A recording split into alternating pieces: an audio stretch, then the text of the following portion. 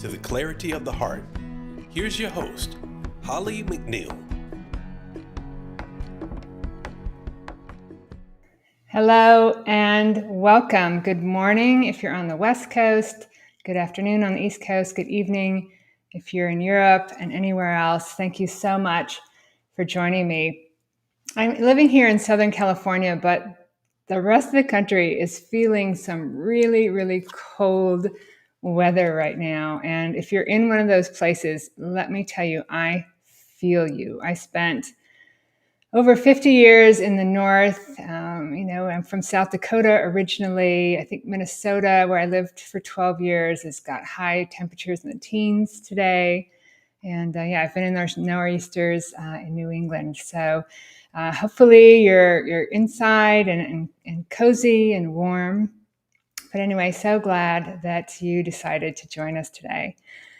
So a couple of months back, I had the opportunity to bring into the studio a woman who speaks my language. I just finished a class, my year-round mindful living course with a summary of what we're doing and what it's all about. And it's all about awareness, growing your awareness, being able to see your habits and patterns and defaults. And the very first step to that is creating the habit of watching the mind. Habits are everything. Habits are the way the mind changes, the way the brain works, the way connectivity in the brain happens, things you repeat over and over again. So today in the studio, I have this lovely, lovely lady who has created Happiness is a Habit. She also has a new book out. And we are speaking the same language. Such an important topic to understand and understanding how your mind works and how you can change it. Please sit back, stay warm, and enjoy this episode on Pay Attention. Hi, it's Holly McNEILL, and welcome to another episode of Pay Attention. Today, I'm excited to talk about someone who is really in tune with how the brain learns, how the mind works, and how when you pay attention to it,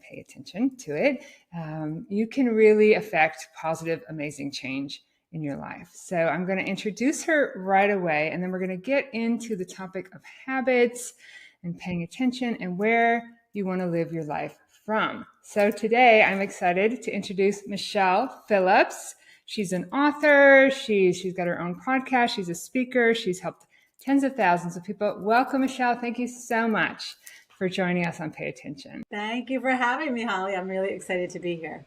Yeah, so tell us a little bit about yourself, just a quick, 2 to 3 minute, how I've had people go on for hours. So we have lots to talk about. So give us a quick who you are and where you're coming from. Perfect. Thank you for having me. I'll keep it short and sweet. As my subtitle says, I help people write their outcomes in their professional and personal lives. A lot of events happen in our lives that are out of our control, but how we respond and what we do with them is in our control. I am very excited. I'm celebrating my 25th year in business in August. I started Key Performance in August 2000, and I go into corporations. And I always say I'm kind of the bridge between the yoga mat and the boardroom or metaphysics. I take all these metaphysical tools and I make them palpable for corporate audiences. So I work 99% of the time with corporate folks, but we're all real people, helping them create their path versus just kind of waking up one day and saying, how did I get here? So in a nutshell, author, speaker, coach, podcaster, there's my quick spiel. Thank you. I love that. And I've often wondered, I come from corporate America as an architect, and, now I'm very much into mindfulness. And so I love, talking about that bridge between the cognitive and kind of the spiritual, the metaphysical, and the manifestation power we have. We talked before we started recording. I have my practices, my more cognitive practices: pledge, evaluate, recognize, where you're paying attention to the mind. And then the spiritual practices: locate, open, invest, and expand, when you're really starting to see what's beyond your thoughts, emotions, and feelings. But everything is is really about what you do over and over and over again, which is exactly what a habit is, right? Yeah, what I love telling people about habits is they require no energy. You do them without thinking. Yes, that's So right. in That's my right. first book, I say, if all you did was eat an apple for the next 90 days, they Yeah. say it takes 20, they've changed the science, 21, Yeah. 60 days to form a Yeah. habit. 21 days to kind of get it, 66 days on it. Yeah, I'm with you. So I gave you 90. I go, let's say for you eat an apple for the next 90 days. Yeah. Almost anyone, unless you're allergic to apples, can do that. After 90 days, it becomes something you do habitually without thinking. Right. And then if you add one other habit and another, in 5 years, if you do nothing but add one thing every 90 days, Yeah. you have 20 positive, powerful habits. Isn't that amazing? Isn't that amazing? And the fact that it happens automatically, that the thing is that when we're not paying attention, we've got more than 20, right? Negative habits that we've picked up over our lives, but we just take them on as our identity, our personality, because they're happening automatically and we don't question them and so forth. So yeah, I love that. And it doesn't take a lot of energy. It does it first, right? Because your brain's going to resist that change. It's trying to keep you safe. So many people give up right away on trying to change something. And what do you tell people about that? Yeah, first of all, I tell people to choose something so easy in the beginning you can't fail. That's why I like the apple. Because we love to, I eat an apple every day we love to do what we say we're going to do, but when we don't, we beat ourselves up. So do something easy, and then even make it easy. Even if you're going to start a journaling practice or a meditation practice, what I tell my clients is I say, take a 30-day visual calendar and give yourself maybe an M every day you meditate. And if you don't meditate, there's no harsh critic. There's no, you did it wrong. It's just, I took a day off, and you start again. But then at the end of 30 days, you see, wow, I meditated 10 times this month. That's 10 more times than you did last month. So really start giving yourself credit for the movement you're making, not that you did it perfectly, because you set yourself up for failure. That's right. Yeah, and it just takes small steps. I talk about 1 minute 6 times a day to take. I like that. Of watching the mind. Even if you only do it 3 times a day or 1 time a day, or forget for a couple of days. It's like you said. I tell people that thinking about going back to college or doing something change. It's like, if you don't do it in 5 years, you'll be right where you are. Yes. Right here. But and I'm remiss in telling you the title of your book is perfect. Happiness is a habit. I mean, that's exactly truth, right? And so the idea of doing something small and recognizing that you will meet with that resistance. That stuff will come up, that harshness, because those are the habits you currently have, right? And that's what I love about your work, Holly, because thinking and processing is a habit. Yeah. So, our brains are set up to keep us safe. I always say they're not set up to keep us happy. So they're always like, did I say it right? Am I okay? Did I, am I rich enough, pretty enough, skinny enough, you name it, smart enough? So our brains are always like kind of searching to keep us safe, where that's not a recipe for happiness. No. So it's really, you're almost overriding your reptilian brain to say, I ate an apple today. I'm proud of myself. It doesn't seem like a lot to you, but it does to me, because the last 60 days I didn't eat any apples. Yeah, I love this. At first you have to do that, right? And eventually it'll happen automatically.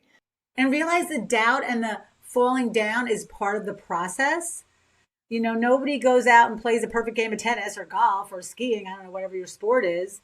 You fall down, you make mistakes. So it's the same with your thinking.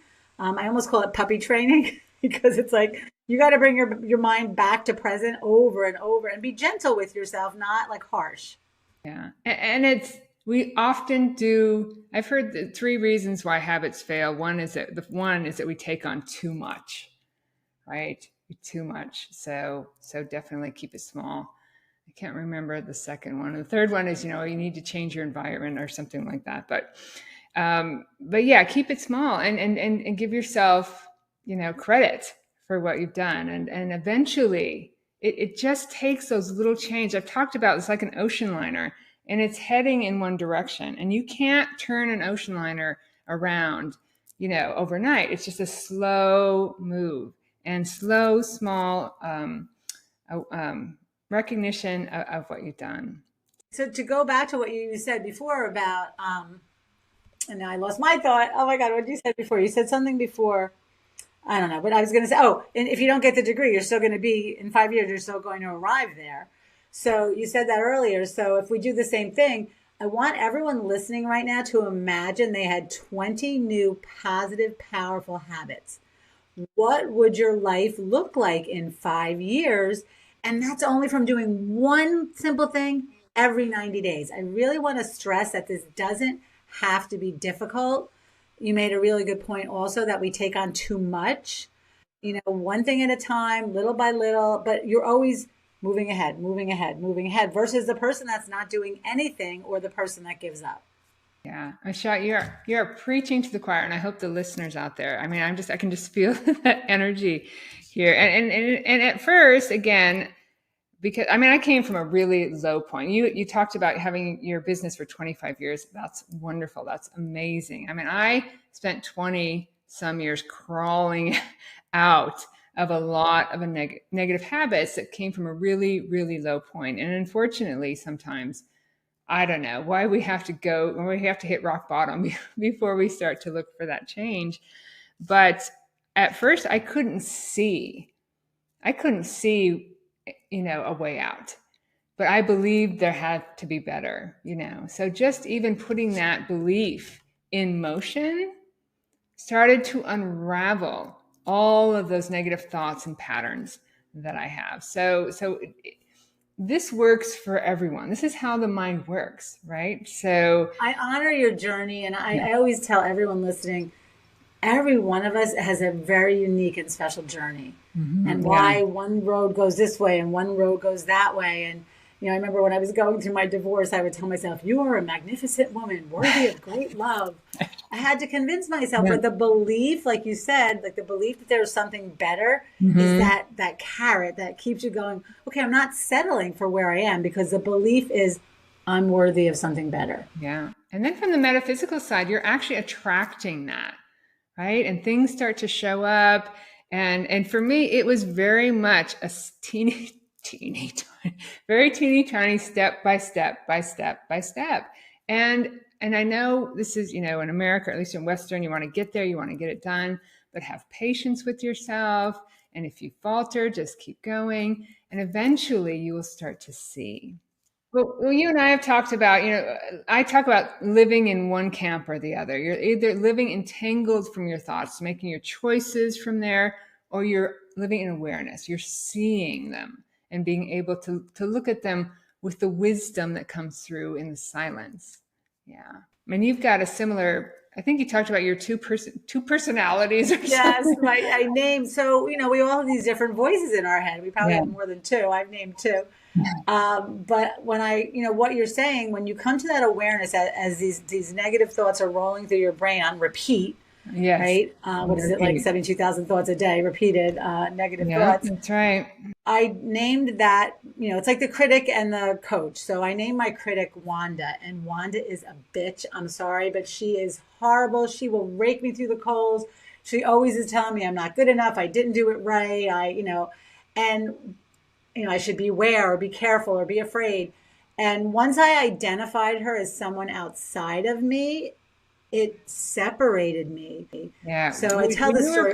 When you were born, that intelligence was born. Wanda wasn't there, right? Right. We create that. But we're taught, right, that we should do it a certain way to fit in. And when we don't, we start to, And my husband and I we have a little fun because when Wanda gets a hold of me, it's almost like she just takes me in a power hold that I feel her, but I can't shake her sometimes because she's so powerful. Sometimes you can't. And my husband will say to me, oh, Wanda's here. And just the identification makes it loosens the grip. Right. So Grace is my coach. She always thinks I'm wonderful and I'm doing a great job. Yeah. But she's not as loud as Wanda. Yeah, it's true. Right. Wisdom is quiet. And I practiced Buddhism for 5 years, and they talked about when those things come up, instead of saying, I am angry, I am upset, because you do get caught in them and you can't get out. You can't, it's like getting into a bag and you can't find your way out. To imagine it as arising in your mind, right? You're the architect of your world. You're creating this. So you're not these thoughts, you're not these habits, right? So just imagine them as arising in your mind, so you can create that distance, right? And see them for what they are. Question them. Why doesn't nobody ever question all these negative habits? I wasn't taught any of this till my 30s, and I love Exactly. Mindfulness Architect. It's like, you're the boss of your house in here and you're building That's it. right. So what kind of house do you want? And if that brick is broken, it's not giving you what you want, chuck it and get a new brick. So I love the way you're using the Mindfulness Architect. Is this something I want in my garden, on my house, whatever it is? Yes, exactly. And realizing you have choice, and that's so, so powerful. I was talking to my son and his girlfriend on the back patio just yesterday about this awareness, and just, I love it when the younger generation is kind of becoming aware of it. And why? I mean, hopefully by the end of this journey, I'll be able to get to the younger people, right? Why aren't we taught this in school? That habits, we have this powerful mind with which we can create a world, whatever we perceive or project, we perceive, or whatever we project, we perceive. I always get those mixed up. But and we can choose and we can question. And when you're a kid, you question everything. And then you take those parts of yourself that all of a sudden you're shocked when somebody says that, oh, don't do that or whatever. And you're all of a sudden there's shame and anger, resentment built up, fear of losing things. All of these things, again, are trying to keep you safe, but have well outlived their useful date, right? Yeah, well, I see a shift happening, which makes me so happy. I mean, I don't know about education system, but I know in corporations, I work in finance industry a lot and in banking, and we're doing mindfulness classes. We're doing, this type of work in big corporations. So I always say I look for the believers, because this is an age of awakening. We are on the precipice of really fast moving energy. Yeah, And, those that know how to mold the energy and manage the energy of their thoughts, of their mind, are going to do well. And those that don't will spiral. Right. So it does warm my heart to know that I am doing this work. And the positive psychology research has come so far. I always say metaphysics, positive psychology, emotional intelligence, they're all catching up to each other, and they're, and even Einstein says, branches of the same tree. Exactly. Oh, yeah. Like you said, we could talk forever. And actually, it's not just emotional intelligence and and it's not just emotional intelligence and spirituality and mindfulness, but science is also catching up, right? They're seeing that at the subatomic level, quarks and leptons are like 10,000 times smaller than anything we thought was there. It has no actual structure. These are just wavelets of possibility and energy. And so we as consciousness form that energy. And then it comes into the mind, and nerve cells that fire together, wire together. It's all very explainable, to kids or to, I love that you're doing it in corporate America. And I think, people working in corporate America are in their 30s, 40s, 50s. And some of them feel like, how did I get here? Or I want more. And so I would imagine you find people that are more open and ripe to that. When you put it in sensible terms and don't, people, I always say it's woo woo, but it's not woo woo. It's real. Not woo woo. It's science. This is how it works. Yes. So when I go in and I'm very, all I say, I'm like, you try it on for 30 days and you be the judge. I guarantee you, if you apply what I'm teaching you, you will have a shift in how you feel.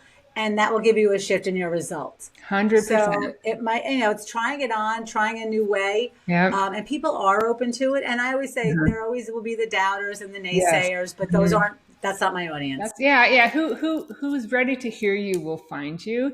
And to be honest, I have, like I said, my practices there's the PER is the more cognitive, and then the love is more spiritual. And at first I kind of just, because I didn't want people to think I'm too woo-woo, right? I stuck more in the pledge to make the habit of watching your mind, evaluate what you find there, recognize.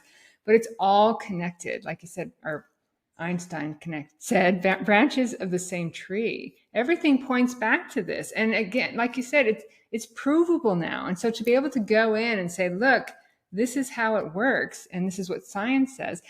and even, quantum physics. And people, you still even have your doubters in science. They don't want to give up the idea that you can't see everything that's happening.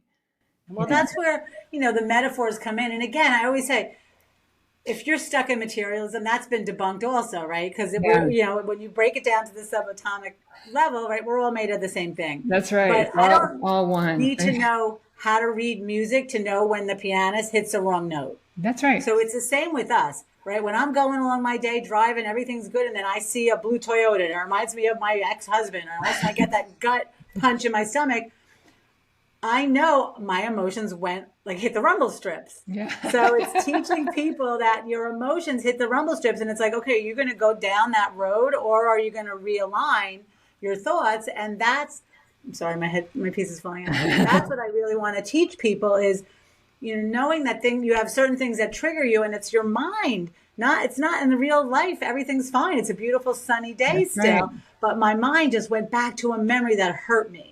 Right. And now I could spiral down in pain, or I could say, that's in the past, it's dry cement, and it's a beautiful sunny day, and I'm going to focus forward. That's right. In the present moment, you can either, like you said, stay entangled in it. It will take you down the rabbit hole, and it will take you fast. So when that happens, it's okay. It happens. It's been happening for 10 years, 20 years, 30 years, right? But when you can see it, when you catch it, it's that moment.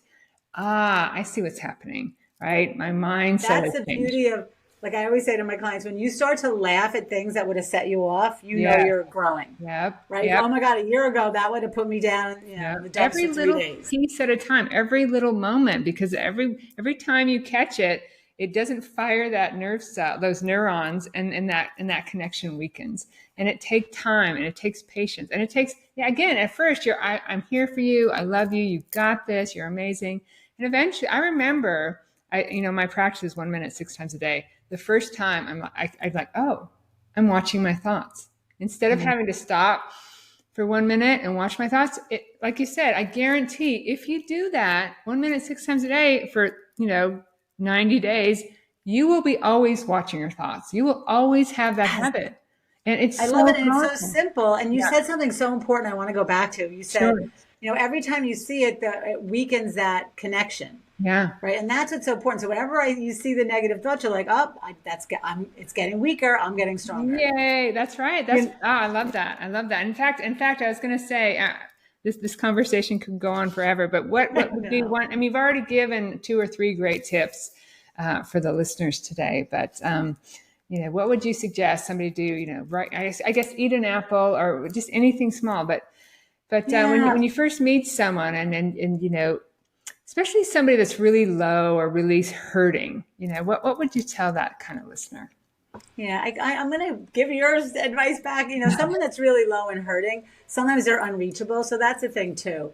You have to meet people where they are. And if someone's still going through a grieving process, that need to go through the grieving process. And that's okay too, yeah. Mm-hmm. But once you get to that, I believe it could be better. Right. Oh, now we got some energy. Right? Think about the energy that gets behind that. Like depression is like, no energy. I can't get out of bed versus, I believe there's something here. There's so something it's out there. Knowing that depression, unless it's clinical, right? There's different types, or maybe you had the blues, or you had a breakup, you lost someone, a job, a loved one, that it's temporary and that you have more power than you think. That's my takeaway. And Michele, tell us, how did you get into all of this? How did you learn all of this? How did you? I needed it myself. How else, Holly? No. I was doing sales training at Verizon Wireless early in my career, and I took a course. I think it was Brian Tracy, some older self-development something showed guru. up. Yeah. And then I went back to school at Fordham. I gave a presentation, and this woman was like, "I want you to present to my people." And I was like, "Okay." But again, the universe delivered. Like when I look back now, my path was set for me. Nice. Everybody's path is set for them. Yeah. So it's really, I even encourage people to go chronicle your life and see what are the decades or the thirds of your life and the lessons you've gained, because we're all gaining something. So much. My journey started right at 9/11. and ended at the COVID pandemic. And it was a 20-year circuitous route, right? And so I think you and I are both out here trying to help people not have to take that long a route, right? Your path, you're right. The path to awakening, awareness, to happiness, to openness is what everything's pointing back to. But it can be a long, long road if you're not paying attention and if you're stuck and you're lost and you're not believing. But yeah, once you start to see that or recognize, wow, yeah, there is more here for me. Yeah. Can I tell a quick little fun story? Please. I always use this example. I read it in a book. I don't even remember what book, but it talked about Prince. When Prince started, he opened up for the Rolling Stones and he got booed off the stage. And when he got backstage, he said, "Oh, that's not my audience." And I always love that agency. He knows who he is. Nice. And that doesn't mean that nothing's wrong with him. It says he needs a new audience. Nice. So when we're not getting the results we want, it's like, do I need a new audience? You know, am I being my truest self, being true to myself? So your truest self, supporting yourself, backing yourself. And then when you do that, you open up and the things show up that you need the new audiences or whatever. So Happiness is a Habit came out, 10 years ago, right? Yeah, 2014 it came out. That is amazing. And now you have a new book coming out. So tell us about that. Oh, thank you for asking. So my new book has been 10 years in the making, Energize Your Happiness. So when I started, my first book is Happiness is a Habit, Mental, Physical, Spiritual, Emotional Habits. Yes. That get you on autopilot. And when I started using these habits, because once you write the book, then you have to be the poster child, I started getting in what I call this high frequency energy zone. Yes. I was calling it magic carpet days. Everything was going so well for extended periods of time. So this next book is teaching people how to get into that high energy zone. The magic carpet. Not just when you're climbing a mountain or on vacation, but when you're at your desk working, when you're having a fun interaction like this on, your podcast. Yeah. So really knowing you have control. All the stuff you're doing, Holly, we are singing to the choir. Yeah. But teaching people how to get there on a more normal basis versus once in a while. Yeah, exactly. 1 minute, 6 times a day, just making it a habit, a day. You can make happiness a daily habit, right? It's a choice. So love it. We could go on forever. How do they get a hold of you? What's the best way to reach out to you? The best, I have lots of sites, but energizeyourhappiness.com is my landing page that leads you to everything, all my social media, all my sites. So energizeyourhappiness.com will connect you. Okay. Well, we will definitely put that in the notes. And this has been... wait, I said it 2 different times, didn't I? Energizeyourresults.com, because I've got so many. Use that one. Energizeyourresults.com. Results. Okay. Yeah, you did say energize your happiness. So energizeyourresults.com. Energizeyourresults.com. All right. And we'll put that in the notes. So you'll just have to click on it. And wow, this has been really joyful. I can feel the energy. So everyone, this energy is out there. It's yours. It's part of who you are. It's intuitively built in. You just have to kind of bring it out through small habits. Thank you so much, Michele, for joining me today. And I'm excited for people to reach out, to read your book. I love the name of the book, Happiness is a Habit, and Energize Your Happiness. It's all a choice. So thank you. Thank you. Thank you for having me. Yeah. And thank you, listeners. I hope you got as much joy out of this conversation that I did. I'm always get really riled up when I hear, this is the way it works. This is how the mind works. And another chance to really get it out there that moment to moment you're making a choice consciously or unconsciously. So let's make the habit of finding happiness. Thank you so much for joining me. And I'll join you on another episode of Pay Attention.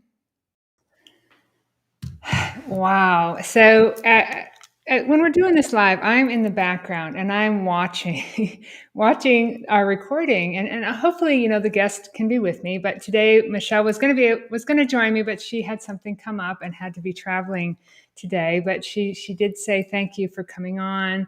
Paying attention is really the game changer. So I'm sorry that she couldn't be here today because I am just so pumped. I sit in the background and I'm watching this.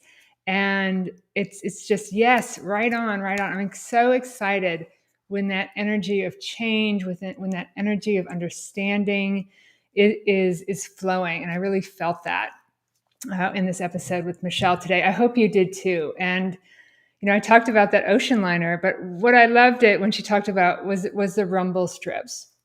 In my teachings, I talk about the TEF highway, the thoughts, emotions, and feelings highway, and how, it's horns honking and people shouting and smells and smog. And that is how it can be in your head. But what you want to do is get off the highway, sit next to the highway, take a breath, right? And the more you do that, the more you make a habit of doing that, watching the highway. And, eventually you become more and more in that state of peace and calm. And then I love how she said, ultimately, you can have these magic carpet days, because a lot of it, we create our worlds in our heads. So I know it's around the holidays. If you're listening live, it can be a time of great joy for people. It can be a time where we do get stuck in those habits and go down that rabbit hole. So remember every day, at least 2 or 3 times a day, give yourself some compassion and understanding, love. Pick a small habit maybe in the new year. Here's what I want. I'm going to try this in the new year. I'm going to do something the same every day and just see what happens, because this is how it works, everyone. Thank you so much for joining me today and for listening to me and Michele. It was such a lovely, lovely conversation. Happy holidays, and I will see you next week on Pay Attention. Thanks for watching Pay Attention with Holly McNEILL. Don't forget to like, comment, and subscribe. See you next week on Wednesday at 10 o'clock Pacific, 1 o'clock Eastern.